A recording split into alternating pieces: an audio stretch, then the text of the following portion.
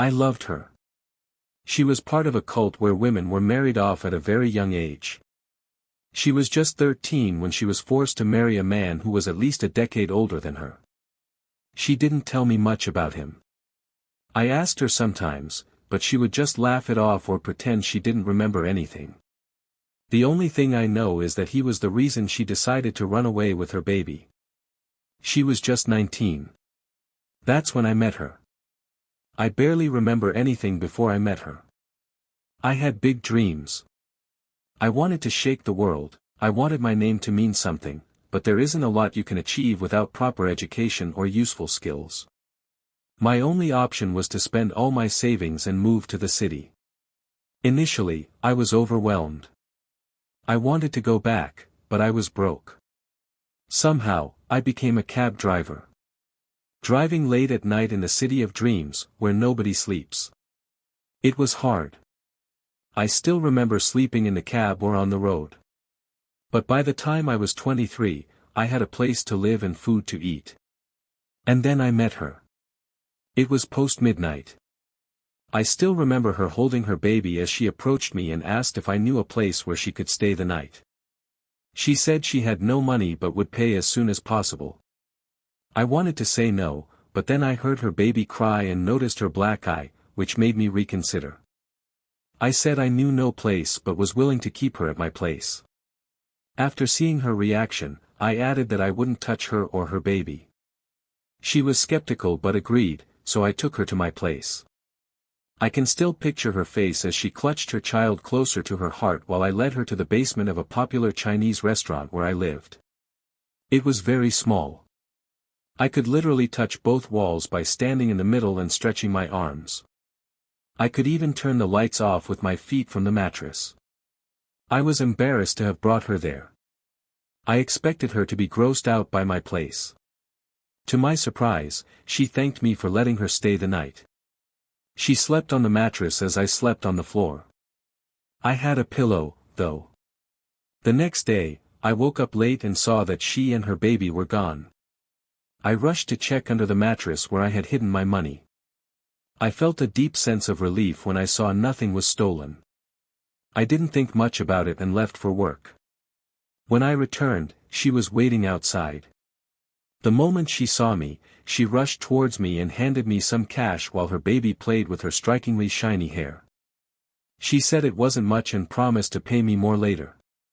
Then, she reluctantly asked me if she could stay with me until she got a place. On the other hand, I choked on the sight of the money. I'd never seen that much money at once. Seeing my reaction, she got confused and became apologetic for not paying enough.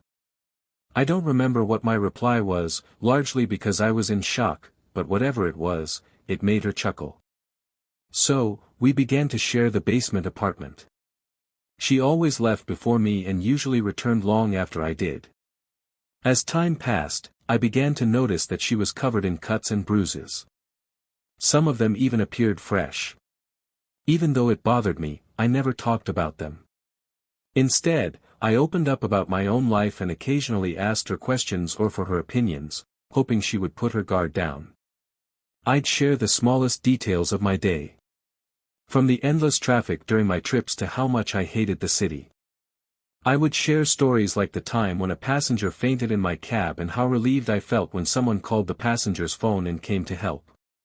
I would talk about everything, my hopes, dreams, even my fears and frustrations. I hoped she would open up, but she didn't. I didn't know what her job was, from where she was, or even her name. Even though looking at her and her baby, I knew there was a reason why she didn't want to talk about herself, it was still really frustrating. Eventually, I stopped talking. Our conversations faded into silence. We would occasionally exchange a smile to acknowledge each other's existence. We would just mind our own business. Then everything changed. One morning, I woke to the sound of her baby crying. I called for her but soon realized that she wasn't there. It was really odd because she never left without her baby. I rushed to check on the baby and noticed that the baby had a big wound across the right arm from which blood leaked. I grabbed the nearest thing a shirt and pressed it against the wound. It was the first time I held a baby. As soon as I lifted the baby, the crying stopped. Wide, curious eyes stared into mine, and tiny hands reached out toward my facial hair. The baby cooed and giggled, managing to touch my beard.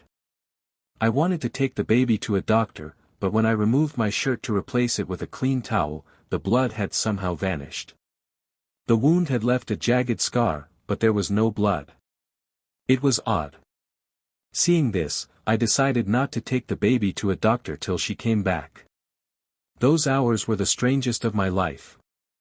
As I tried my best to entertain the baby by making goofy faces, I would be bothered by questions regarding her. Who is she? Why did the baby have a wound? Will she return? These thoughts became more intense as the baby began to cry again. I tried my best to soothe the baby. After multiple failed attempts, I realized that the bleeding had resumed. But there was nothing I could have done about that. I was already pressing the towel against the wound. I was really worried and confused. My anxiety levels were off the charts as the door opened, and she entered. The baby, seeing his mother, lunged from my arms into hers. She looked gleeful seeing her child. She cleaned the wound and put the baby to sleep. After the baby fell asleep, she began to weep. Her cries became louder with every passing second. It took me an embarrassingly long time to fetch a glass of water, give it to her, and ask, what happened? Hearing my question, she began to control her tears. She took the glass of water and gulped it. After that, she began apologizing for leaving the baby alone without telling me, all those sorts of things. I used to hate apologies. To me, they were just words used to shut down a conversation. I guess my face gave it away that day because she stopped mid-apology. She turned back, glanced at her sleeping baby, and then took a deep breath. Sit beside me, she asked. The tone of her voice gave it a sense of urgency. I slowly marched and sat next to her. She then kept her hand on top of mine, hunched over my shoulder, and whispered. Promise me that you are not going to tell anyone. She said, squeezing my hand almost in a threatening way. I nodded in sincerity. I never intended to break my promise, but here I am. This was the first time she decided to tell me some things about her life. The childhood, the cult, the marriage, the baby. But out of all the information she gave me that day, one stood out the most. Her name. She told me never to say her name in public. I wish I kept my word. She and I started to grow closer after this incident. She began opening up and started sharing her thoughts and opinions. Slowly, I got to learn about her dreams, her aspirations, and even her fears. She didn't tell me everything, like what her job was or what the deal was with the kid's scar, but frankly, it didn't matter to me anymore. Seeing her and her kid in the basement apartment always filled me with joy. All of a sudden, I was no longer an alcoholic, cynical loner who wanted to change the world while constantly blaming it for my circumstances instead of my inability or my inaction. They became my world. I realized this when the kid called me Dada. It was an awkward moment, especially since she insisted that she hadn't taught the kid to say it. But it felt earned. I had seen the kid stand. I had seen the kid fall. I had seen the kid run across the sidewalk just a few feet away from me. All of these things increased my heart rate, but for different reasons. So, when the kid said, Dada, I was just overwhelmed. Those were the best years of my life. I still remember the day I got a job as a full-time driver for a man who offered more than she and I earned together. I remember her jumping into my arms and kissing my lips when I told her the news. It was the first time that it had ever happened, and she was embarrassed. But, damn, that felt good. The kid meanwhile danced around us. The kid had no idea why we were celebrating but was happy just because we were. As the child grew older into a young boy, we decided to move out of the basement and shift into a bigger apartment. The apartment was a crumbling concrete box with broken windows and toxic neighbors. I still remember the ex-owner casually talking about junkies in the area who sometimes broke into the cars and stole parts. He was so casual that no sane individual would have bought the house. We won't have bought the house. But we had spent 3 whole years saving money to get a house. And this was the only logical option we were left with after a long search. So, we bought the house and shifted. I remember every second of the shifting process. Taking a 3-day leave, getting new stuff for the apartment, and shifting old stuff into the apartment. Every small little detail. The one which stands out the most is when we got the television working. All 3 of us stared at the screen for literal hours. Our eyes almost popped out of our skulls. The boy initially slept with us because he was too afraid to sleep alone. We would try our best to make him comfortable in his room, but he would always come back to sleep next to his mother. The idea of not having his mother near him felt alien to him. But after weeks of convincing, he learned to sleep alone in his room. It was also the first night when she and I were in a room. No one else. It was very awkward since we never thought we would be alone in a room. We lay in bed and were confused about what to do next. Before anything could happen, she decided to tell me everything I should know about her and the cult. And here is where things started to go wrong. Here are roughly all the things she told me about her past.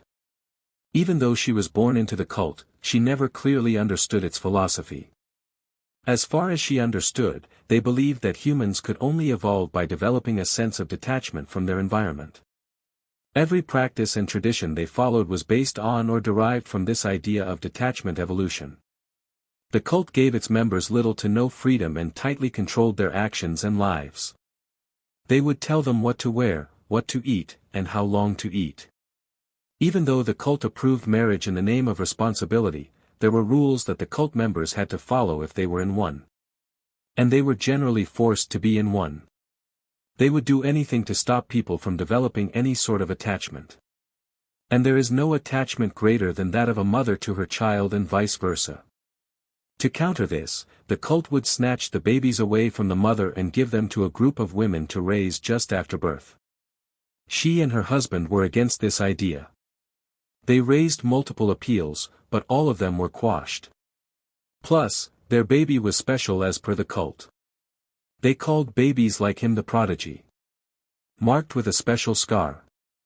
She never clearly understood what made them special, but she knew that her kid being a prodigy wasn't a good thing.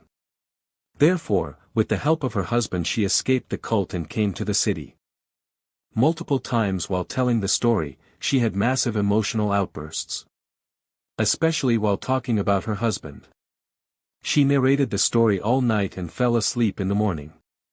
I had never seen her so vulnerable. That was all I wanted. To know her entirely. But now that I knew everything, I wished I had never found out everything about her husband. When she said that he was the reason why she decided to run away with her baby, she never meant it to sound negative. He was the person who convinced her to run away with their baby. All of a sudden, my perception of this man changed.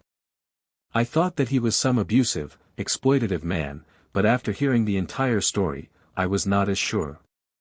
He was a pedo, I would remind myself until I realized that she had run away with her baby when she was 19. So, it was more than likely that she had conceived the baby by the time she was 18. Yeah, she was still underage when they got married, and there was an unfair power dynamic in their relationship, but the fact that this man was maybe not a child molester bothered me. I started to feel like a rebound. The thought that she had another man in her life who she still loved broke me. I felt deeply insecure. And this feeling kept on increasing. I should have talked to her about my thoughts but restrained myself. I would still act normally near her, but she could still sense something was off. She would ask what happened, and I would lie. Then I got fired. This drove me back into alcoholism.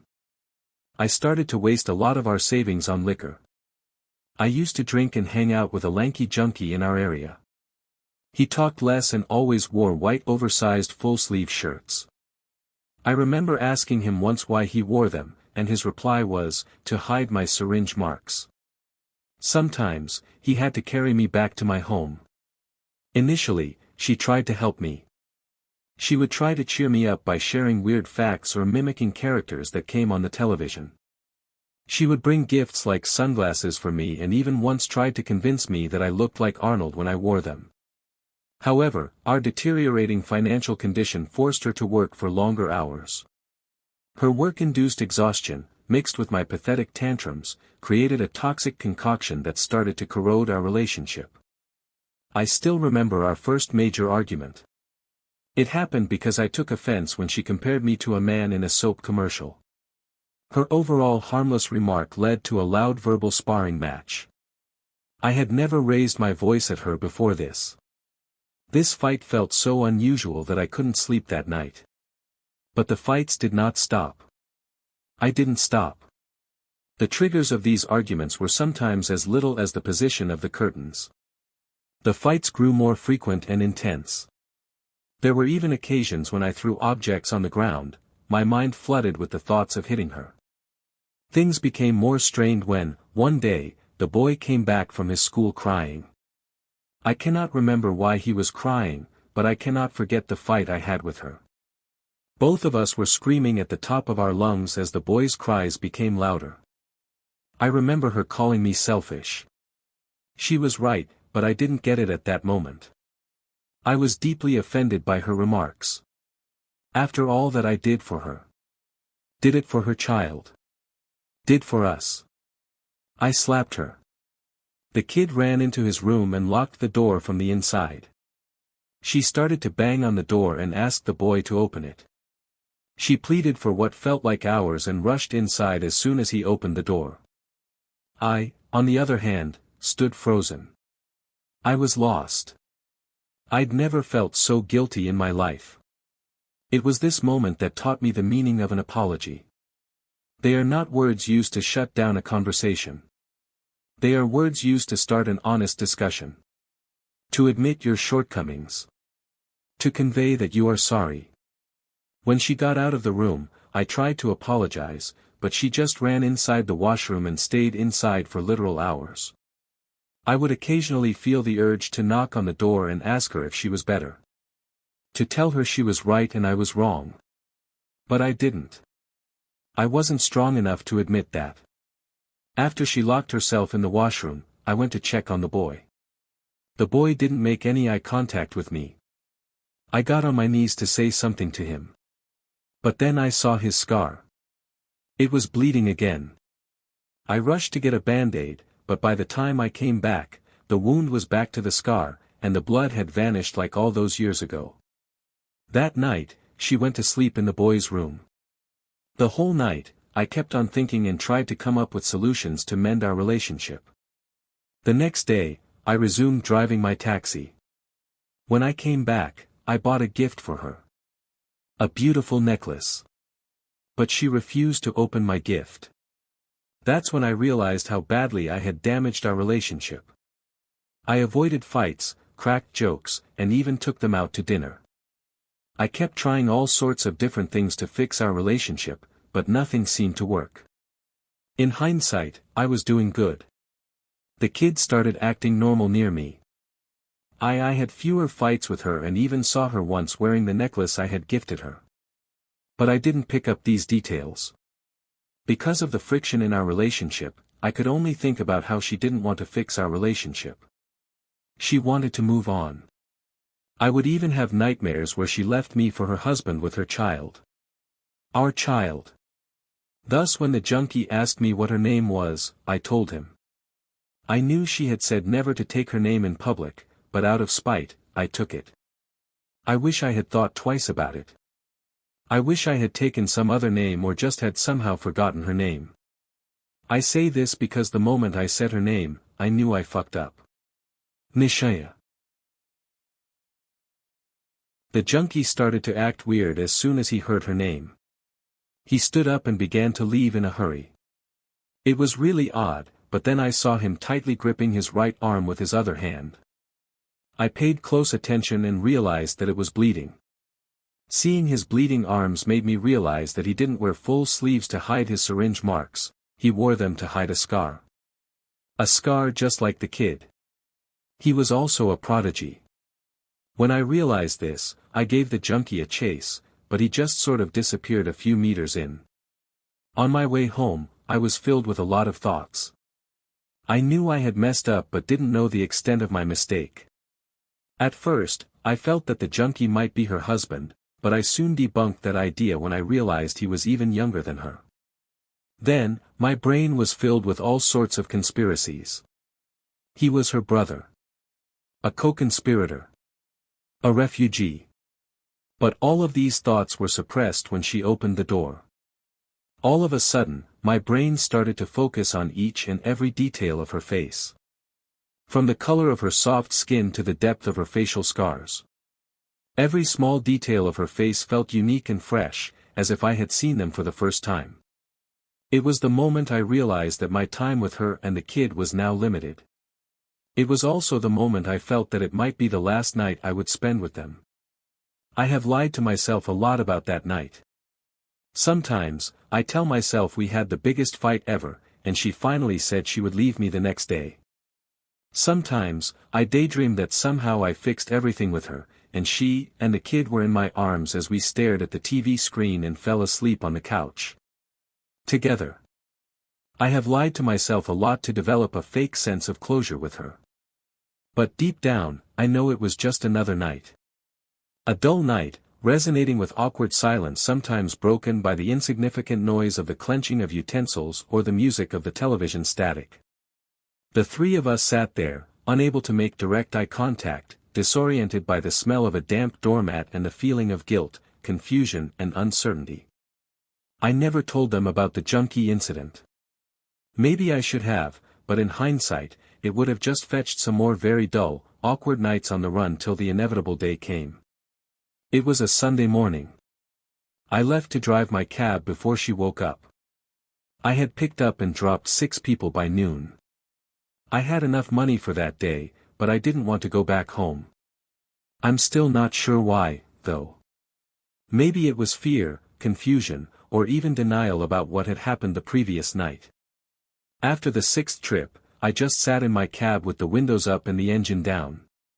Stranded in the middle of nowhere. High on the smell of burning plastic as the sun tried to dig a hole in my thick skin. That's when I saw them for the first time.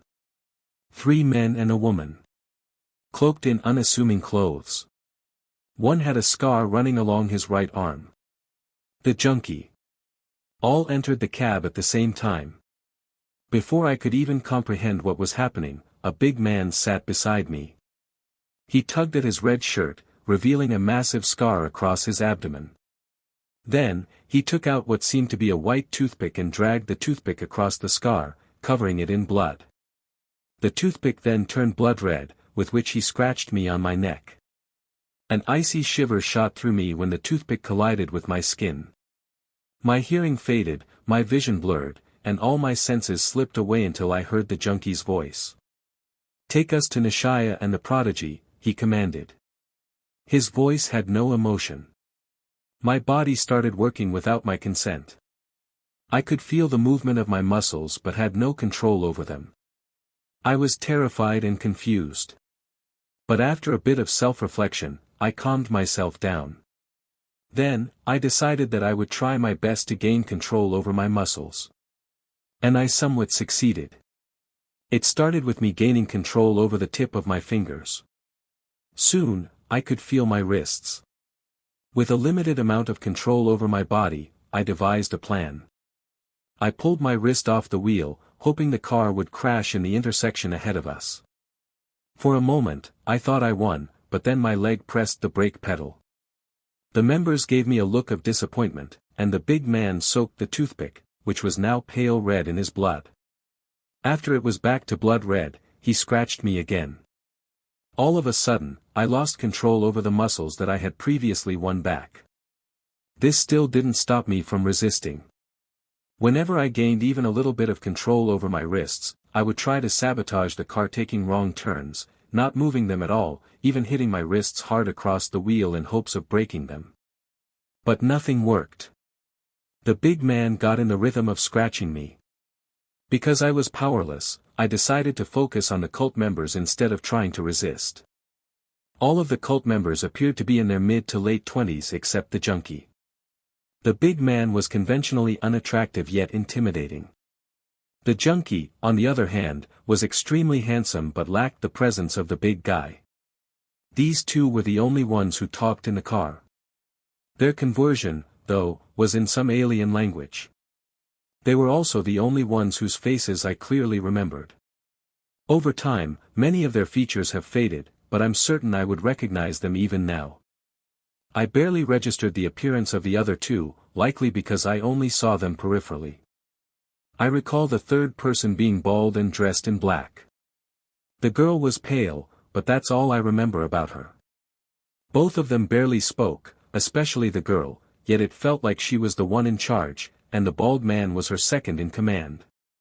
As we got closer to the apartment, my mind got distracted, trying to relive every memory I had spent with Nishaya.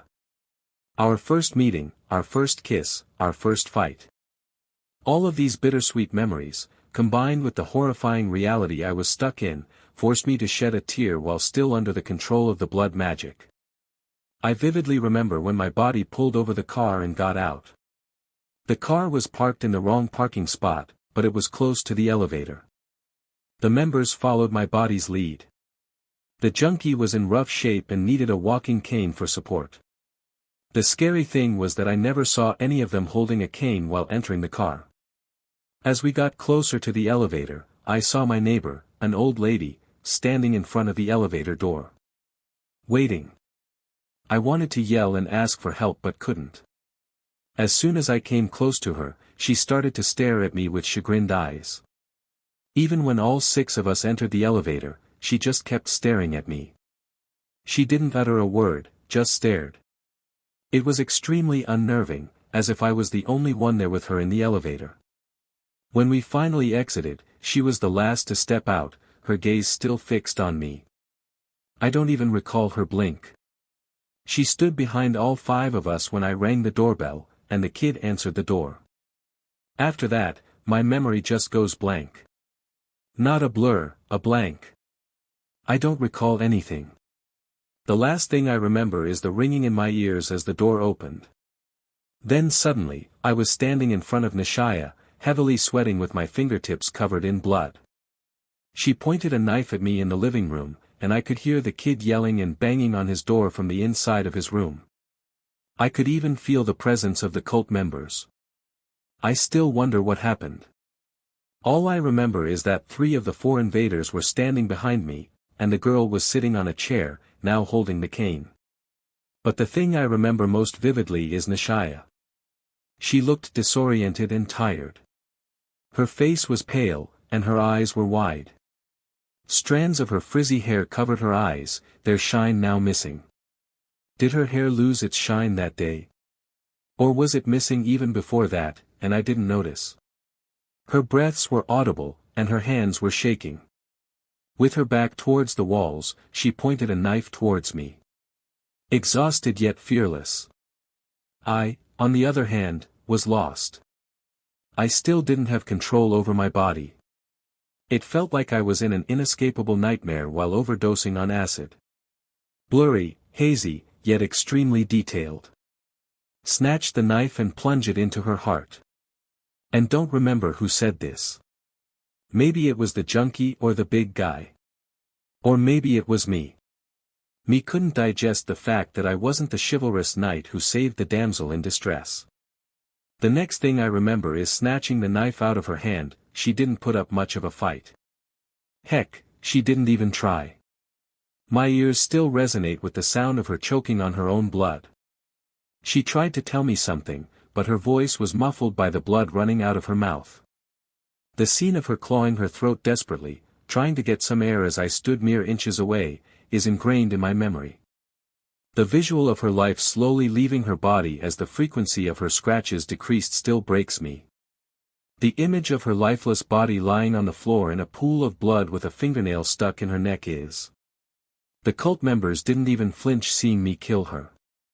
After killing her, they instructed my body to lie face down with my hands behind me. Following this, the bald man handcuffed me, then gagged me and blindfolded me with a black cloth. The last thing I saw was Nishaya. Her pale, lifeless face. Her eyes. Staring at me. This was the worst moment of my life. Pitch black vision. Pin drop silence. Being poisoned by the smell of my dead wife. Being dreadful of the fate of my child. Lying on the cold floor with my imagination running wild. As I slowly started to get control over my body, I began resisting. I would try my best to get out of my binds.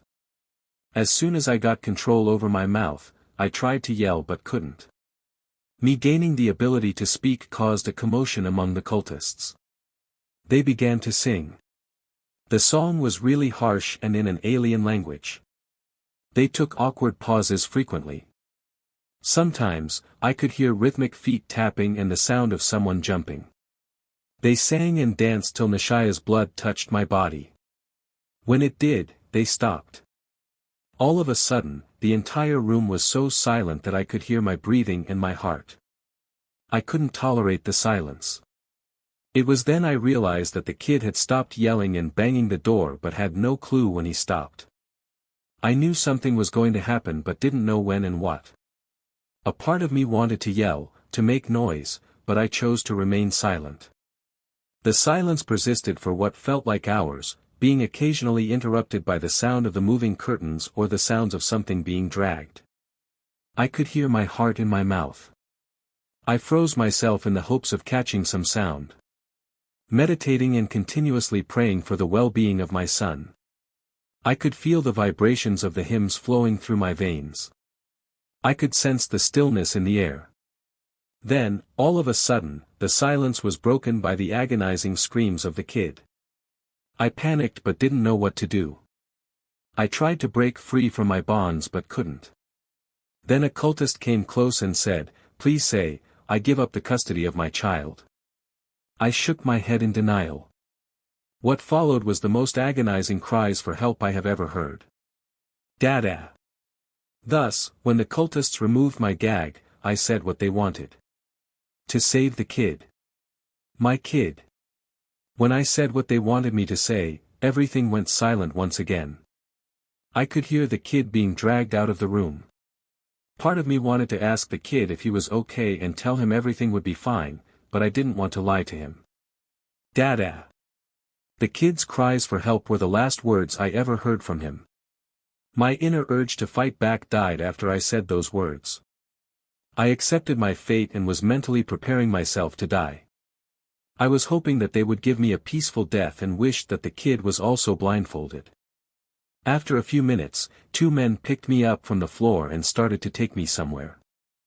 I felt the change in the air when they took me out of my house. I could have screamed or resisted, but there was nothing left to fight for. I just wanted to die.